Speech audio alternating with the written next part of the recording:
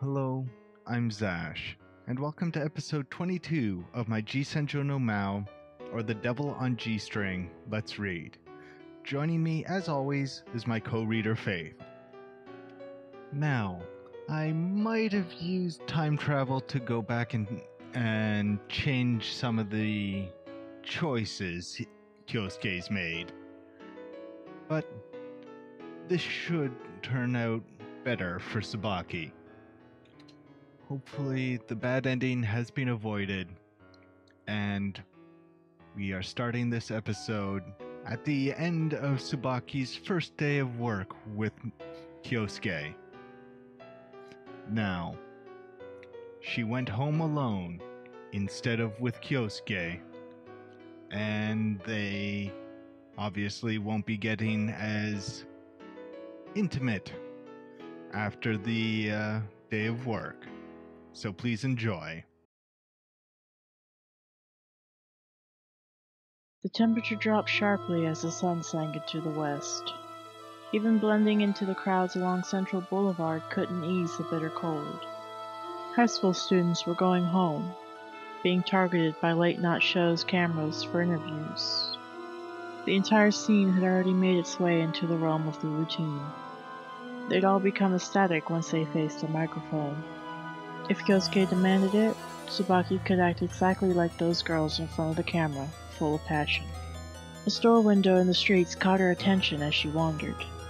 Behind it was a plastic mannequin in a tempting pose in a famous brand-name dress. "How nice," she mumbled. She looked into herself, vainly trying to confirm if those were her true feelings. No answer came. It only caused restlessness in her heart. Between Tsubaki and the mannequin, her reflection in the glass bore such a frightening visage that she couldn't recognize herself. As the cold tortured her body, Tsubaki headed to the subway station.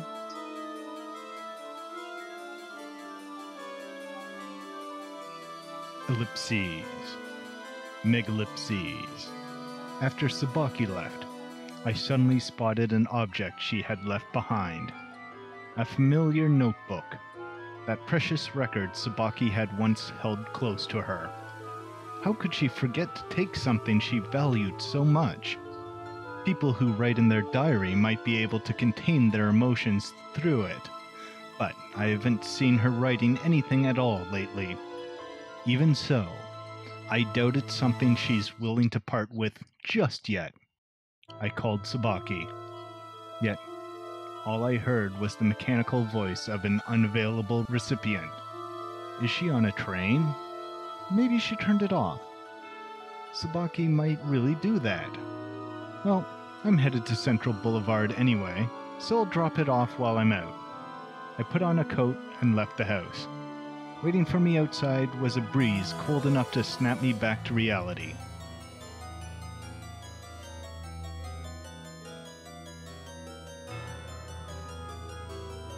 She might have caught a cold. She felt dull, and sweat beaded on her forehead. Her body temperature was unstable. Her feverish sensation was soon replaced by chills. Tsubaki walked through the park with empty footsteps. As if her legs were plated with lead, she kept on moving forward, rushing towards home. Why am I panicking? She slowed her steps as she wondered. Tsubaki must feel guilty for skipping class.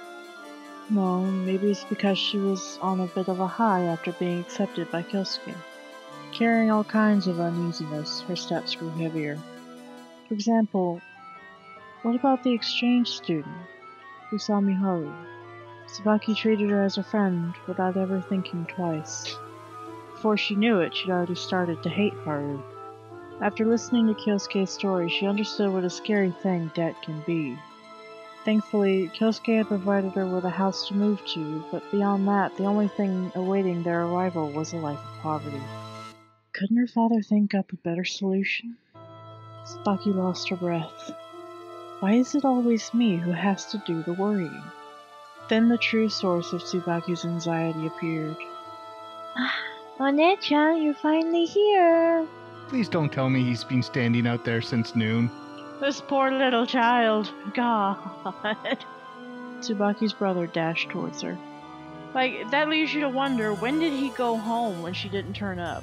Yeah, like, I'm thinking, like, I would believe he hasn't gone home. Except until his, parents went looking for him and maybe found him in the park. I mean...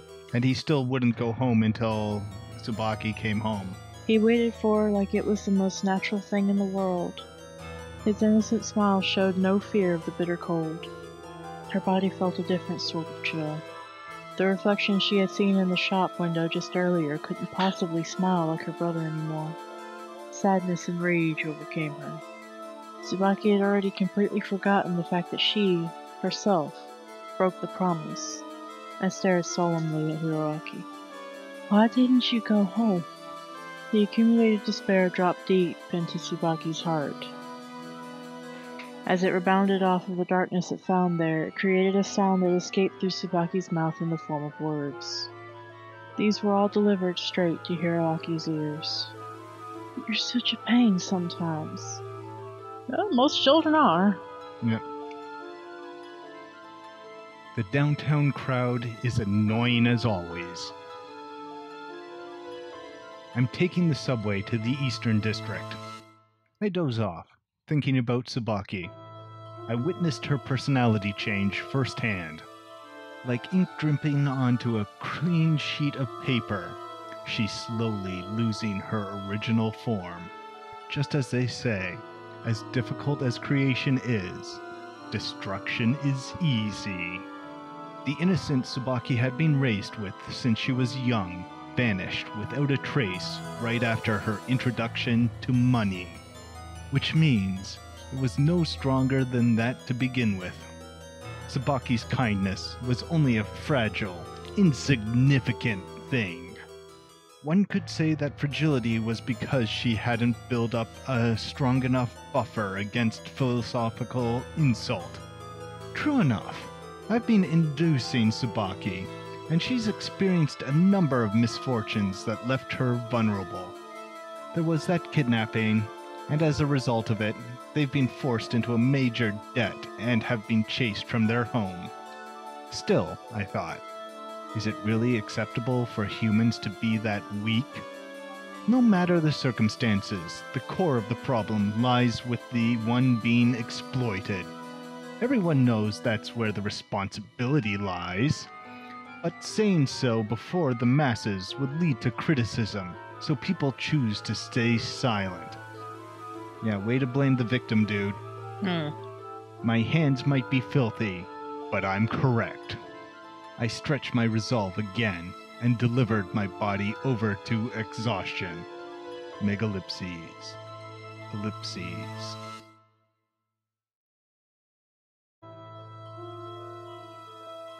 Tsubaki couldn't take it anymore. The snowflakes falling to the ground froze her reason. Tell me how many times you've done this. Didn't I tell you not to come out by yourself? Although she inquired in a cold tone, her brother was ignorant to the changes in Tsubaki. Listen to me first. Masudo-kun is my friend, by the way. But anyway, his family bought a dog. It's so cute. I want one too. Buy me one. The veins in her temple throbbed. Hey, buy me one. It's a chihuahua. Buy me one. Do you know how much money it would cost? Not really. Is it expensive? Even more expensive than all the ice cream in the store? Well, a pureblood chihuahua can cost several $100s, kid. Yeah. Obviously. Is he so spoiled that he doesn't even know a thing like that? He's 5 years old, and if you've never had a pet, then no, he wouldn't know. Yeah. But, Onea-chan, you bought a game system for me once. Everybody says it's expensive, and they envy me. That me doesn't exist anymore. I don't have any money. Lyra, I've seen your savings box, sis. There's lots of money inside. You shouldn't go around peeking in other people's wallets. But I've always been using that money for snacks. Really, you need to stop that. She's always thought that he was too adorable to deny and let him get whatever he wanted. Not the greatest idea. Yeah. That was a huge mistake. It really is. But I think you're getting a little too crazy about it. From this point on, Tsubaki's family won't have enough savings. She can't ask for an allowance from her parents, and she can't waste her money on her siblings anymore. The sweat dripping from her skin was assaulted by the snowy wind, bringing on a sudden chill. Oner-chan, let's go play kick the can. No. It's too cold. Tsubaki's hand shivered slightly. Surely, the cold wasn't the reason. It was a subconscious attempt at suppressing a dark impulse. If she gave in to that impulse, there'd be no turning back. Hey, let's play. I said no. If you play with me, I'll do whatever you say. So come on. He reached out and placed the can directly in front of Tsubaki. Tsubaki's darkness flowed into the container, drop by drop. It was about to overflow from within. Whatever I'll say? Yeah. Then you know what I'll say, right? I've already told you thousands of times. She planned to put a stopper in her heart, to close the doors Maou had opened. Tsubaki asked her brother, "You know what I'll say, right, Hiroaki?" What do you say? Tell me. I love you, sis, so I'll do it for sure. You should play with me. After that, you think maybe we could go buy a puppy? At the least, he's persistent. Now, for some reason, Maou and Kyosuke's voices overlapped in Tsubaki's heart. This child is hopeless. Together with their words, the dark droplets flowed out of the can before her. A torrent burst forth. Hiroaki. Her impulse spiked dramatically. Her raging palms screamed for violence, soaring through the wind. The can placed in front of her shot to the sky with a clear sound. She was desperate. Then, like waves lapping upon the shore, her palm firmly collided with her brother's face. Pain. Her palm was moaning in pain. Hiroaki's chubby cheek reddened. She had always kissed him there, saying how cute he was. Yet this time, she had hit him. Child abuse. Definitely on the face. I mean, he could use a spanking probably, but I don't think smacking a can across the face is quite the way you want to go there. She had finally hit him. There would be no turning back. And a sprained wrist. Tsubaki of the past turned to ash as the sound of her sin echoed in the cold air. The serious, straight-laced Tsubaki crumbled completely. It was a blow for disciplinary purposes. Not on his face. You don't hit a kid on his face. Or that hard, for that matter. A spanking's not actually supposed to hurt. She immediately formulated an excuse. Because they were family, such actions would be forgiven. Someone might even praise her for it. Still, to Tsubaki, this was a tragedy akin to jumping from a skyscraper. Hiroaki. You know, I have not seen a scene where this will hurt me more than it hurts you is more applicable. Not really. Like, that hurt. Wow. This is very dramatic, considering who and what she is, how she interacted with her brother for most of his life. Not in the best way, perhaps, but still, this is all deeply uncomfortable. Tsubaki, frightened, addressed her young brother. Hiroaki knelt on the floor, completely silent, like a marionette with severed strings. Oner-chan. The shock he suffered must be immeasurable. Even the person who hit him nearly collapsed in regret. To be treated violently by the sister he had always trusted would be entirely unfathomable. Have we started? Hiroaki raised his head, obviously confused. Tsubaki's heart itself shook the air out of her lungs. She could only hear that as him blaming her. Why did you hit me? The next moment, her brother's foolish smile met Tsubaki's eyes. Are we playing sumo wrestling, sis? I don't understand. Hiroaki didn't cry, but hugged Tsubaki's legs happily. Her brother's stainless smile disgusted her. Seeing that familiar smile nauseated her. Tsubaki lit a dark, raging fire of melancholy. Once again letting her instincts guide her body, she struck her brother once more. Didn't you just, not enjoy it the first time? Did you think it was gonna get better the second time? Did you use your fist this time? She crashed into his small chest, sinking her fist into his face. She used all her strength to force him onto the ground. She brought out all the brutality of a lifetime. But even when Hiroaki was covered in dirt, he still stood up with a smile, rubbing his knees.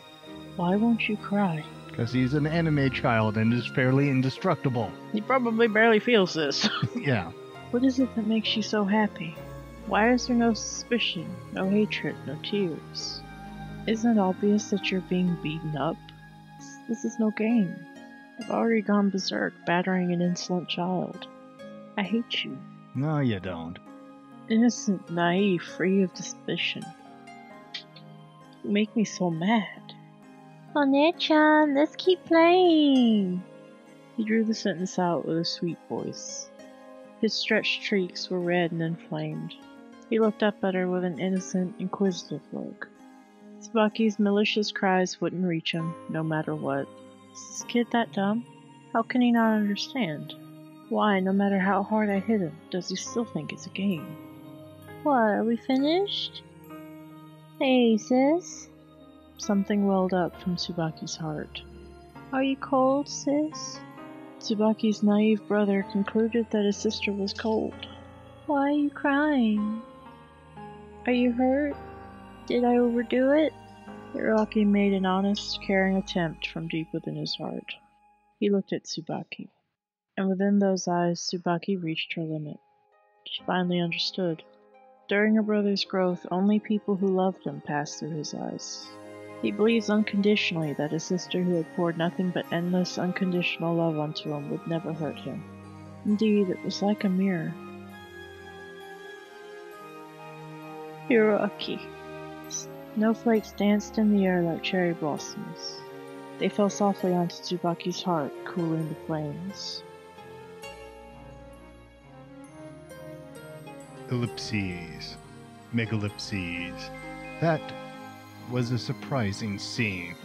I witnessed the conversation between Tsubaki and her brother from the sidelines.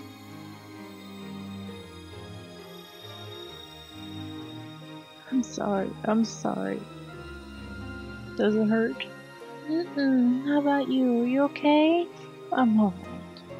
But you're crying, right? Or does it hurt? I'm okay. I'm sorry. There's really nothing wrong. Tsubaki must feel tortured by his impeccable trust. One-chan, is it my fault? Are you sad because I left home alone? Tsubaki weakly shook her head. I taught Tsubaki this once before. Let your emotions guide your body. Let everything in your heart flow out. There was just something wrong with me. And this was the result. No matter how spoiled he is, Tsubaki's brother was still Tsubaki's brother. Tsubaki's whole family was so innocent and naive, you'd wonder if they were faking it. I'm sorry.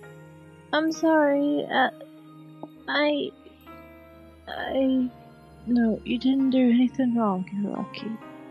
I'm the one who lied. I didn't keep my promise with you, and I took the day off from school, too. And I wasn't playing. I hit you because I was annoyed. I'm sorry. I'm so sorry. Their tears fell together like a reflection in a mirror. A sudden ache erupted in my chest. I finally understood what I had seen in Tsubaki all along. It's not that she disgusts me. It's that she has what I've always yearned for. I was deeply jealous of her innocence. Thus, I wanted to destroy it. Damn, we should have never crossed paths. Tsubaki built such a wonderful thing with the strength of her heart. It's something I'll never have. She built a steady home no wind could ever shake. I'll never come out by myself again. Really? Yeah, because I want to be with you. You'll come out with me. You never say no when I ask for something, sis. Oopsies. A smile slowly emerged on Tsubaki's face. Thanks. I feel a lot more relaxed now. I'll just be myself, Hiroaki. Never suspecting anyone, never showing interest in money, having a passive approach to love. Anyway, I have a family with me. When everyone else is hanging out downtown, I'll be kicking cans in the park with you, wearing those dull coats Dad buys for me. That's how it should be, isn't it? Isn't it, Hiroaki?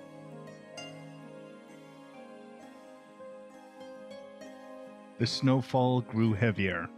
I forgot the work I came to do as I stood there watching. I couldn't suppress my feelings. If I let these people influence me any further, I'll never be myself again. Nevertheless, I can't deny that I want to take that final step. How is the Miwa family going to face poverty after the move? Can they continue to make fond memories in the face of a true problem like money?